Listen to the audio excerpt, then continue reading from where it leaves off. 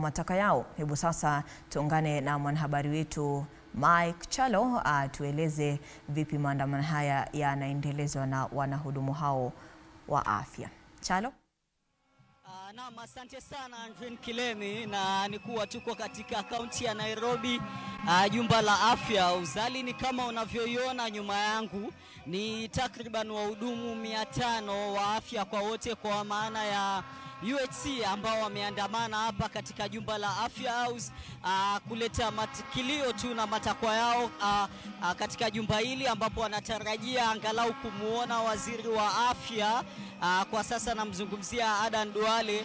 Kumbuka wahudumu wao wametoka katika kaunti tofauti kote nchini Kenya, wakipania kuleta kilio chao kwa waziri wa afya.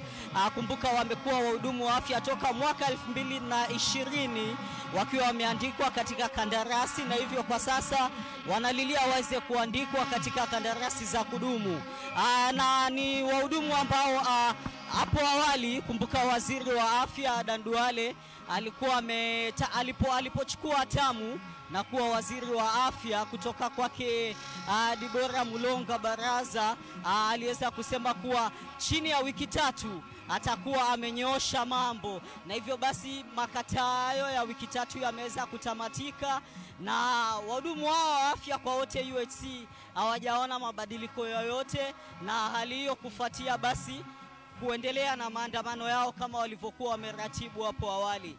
Na ni maandamano ambayo alianza katika kituo cha mabasi cha Green Park, yakaja hapa katika jumba la afya, yanatarajiwa kwenda katika tume ya kuratibu mishahara SRC, na baadaye kwenda katika jumba la Seneti.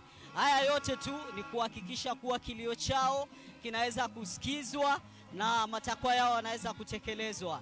Lakini kwa sasa kwetu sisi tuko hapa katika jumba la afya kuweza kuangalia ni kipi ambacho kitaweza kutukia. Andrin, kwako studioni.